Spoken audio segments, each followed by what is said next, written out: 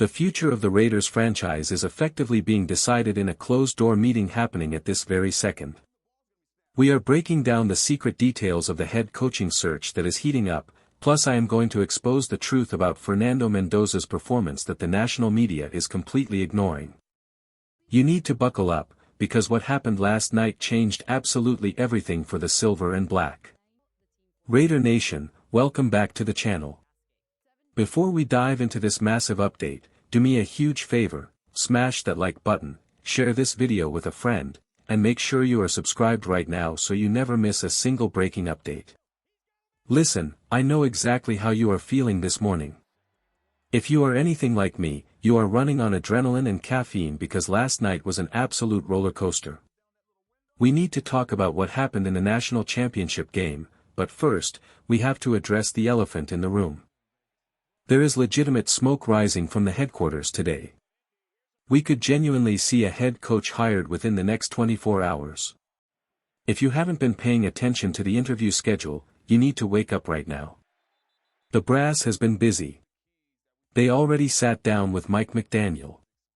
They had a meeting scheduled with Jeff Hafley, but he bolted for the Dolphins job before that could happen. But today is the day that matters. We have two massive interviews happening in person today. First, you have Ejiro Evero, the defensive coordinator for the Panthers. But the name that is making everyone sweat, the name that has been at the top of the rumor mill for weeks, is Jesse Minter, the defensive coordinator for the Chargers. He is in the building today. And I have to ask you this simply rhetorical question: if the guy you believe is the future of your franchise walks into your building, do you let him walk out that door without a contract? Absolutely not. The timing here is incredibly specific. You interview the other candidates, you get the lay of the land, and then you bring in your heavy hitter. If Minter walks into that room and blows them away, you do not let him leave. You lock the doors until the ink is dry. We are seeing other jobs around the NFL fill up fast, and the Raiders cannot afford to be left holding the bag. If Minter is the guy, today is the day we find out. I am telling you, keep your phone close, because if that news breaks, I will be right here covering it. Now, let's pivot to the national championship game. Look, I know the result wasn't what Indiana fans wanted, and the first half was a defensive slugfest. But if you are a football fan, that fourth quarter was electric. But we aren't here to just talk about the game, we are here to talk about who was watching the game. The Raiders' power brokers were out in full force. We are talking Mark Davis. We are talking General Manager John Spytek. We are talking Tom Brady. And significantly, Egon Durbin, a key minority owner, was also there. When you have that level of decision-making power sitting in a luxury box together, they aren't there to eat popcorn. They are there to make a decision on the future of the quarterback position. There were rumors that some potential head coaching candidates were also there with them, though those names haven't been confirmed yet. But the focus was undeniably on one man, Indiana quarterback Fernando Mendoza. This brings me to the most controversial topic of the day. I woke up this morning and saw the box score watchers tearing this kid apart. They look at the stat line and they think they know the story. So I want to ask you the question of the day right now, and I want you to flood the comments section. Do you want the Raiders to draft Fernando Mendoza with the number 1 overall pick? If you are sold on him, type Mendoza down below. If you think it's a mistake and we should trade back or look elsewhere, type trade back and tell me why. I'm serious, I want to see a war in the comments section because this is the biggest debate in the fan base right now. Here is my take, and I am going to be loud about it. I want Fernando Mendoza. I know there are other options. I know the Lamar Jackson rumors are swirling, and we can talk about that later. But what I saw from Mendoza last night confirmed everything I needed to know. I do not care about the raw passing yards. I care about, do you possess the clutch gene? When the lights are brightest, when the pressure is suffocating, do you crumble or do you step up? Critics are going to throw the stat line in my face, 16 of 27, 186 yards. They will say it's mediocre. And if you say that, it tells me you did not watch the actual game. You are looking at a spreadsheet, not playing football. I went back and rewatched the film, and I broke down the final 4 drives. We are talking about a sequence of punt, touchdown, field goal. But let's look at the context of those failed drives. On that first punt drive, it's 3rd and short. Mendoza makes a brilliant check at the line. He identifies the coverage, sends a man in motion, and creates a one-on-one matchup for Elijah Sarrett. He puts the ball right on the money. Sarrett is wide open. And what happens? He drops it. It went right through his hands. That is a drive-killing drop on a perfect play by the quarterback. Fast forward to the next drive. 3rd and long. Mendoza steps up and throws a gorgeous back shoulder fade about 19 yards downfield. It is placed exactly where only his receiver can get it. But Sarrett can't get his second hand up because he is being blatantly held. His jersey is being ripped off his shoulder pads.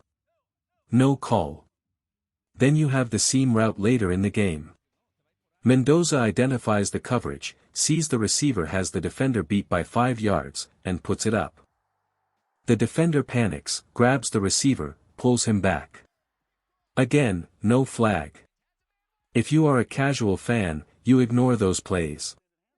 If you are a scout, like the guys sitting in that luxury box, you write those down as wins for the quarterback.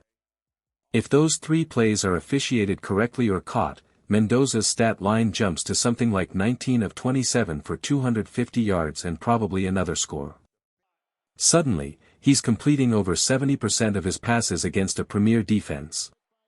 So do not come at me with the box score argument. The Miami Hurricanes' defensive line was playing out of their minds, and the refs were letting them get away with murder. And yet, Mendoza never folded. He showed resilience. He showed grit. When the game was on the line in the 4th quarter, who took over? Mendoza engineered a 12-play, 75-yard touchdown drive. Then he came back and led an 11-play drive for a field goal.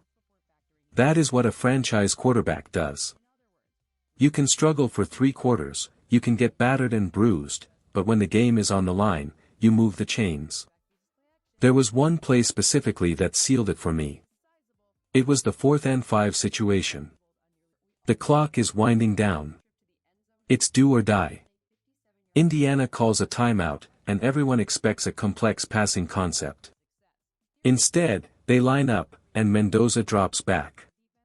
Now, listen to what he said in the post-game interview because this reveals his football IQ. He recognized the defense dropped into a Tampa 2 coverage.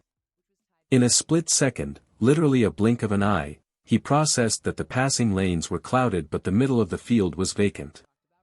It was a designed pass. He turned it into a run.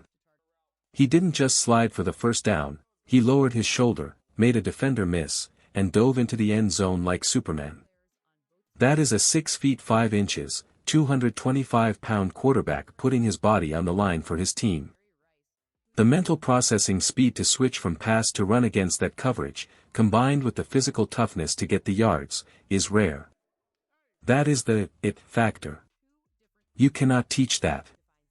I am telling you right now, if you want a guy who embodies the commitment to excellence, who just wants to win, baby, that is Fernando Mendoza. He had more touchdowns than turnovers. He had more touchdowns than incompletions in critical moments if you account for the drops. I want that kid wearing silver and black. Now, we need to shift gears to the rest of the NFL because the coaching carousel is spinning out of control. The Tennessee Titans made a massive move yesterday, hiring Robert Saleh. This is significant for us because there were reports that the Raiders were interested in Saleh.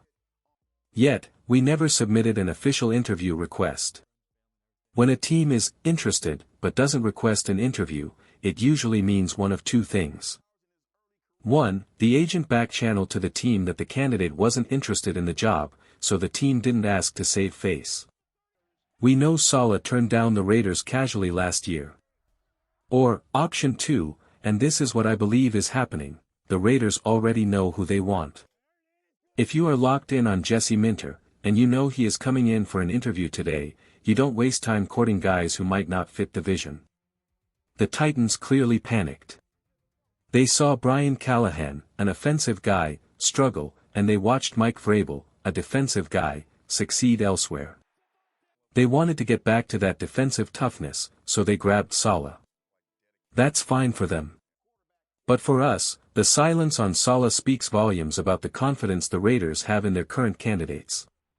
We are in a very specific window right now. The Chargers, the Titans, the Falcons, jobs are filling up. The Raiders are methodical, but they have to be aggressive today. If Minter leaves the building without a contract, then I will start to worry. But right now, the fact that they cleared the deck for him tells me he is the priority. I am going to be glued to the news wire all day.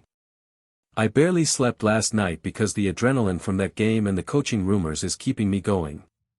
I will be live later today to break down whatever happens.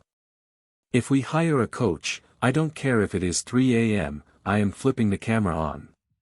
So again, let me know in the comments, are you Team Mendoza or Team Trade Back?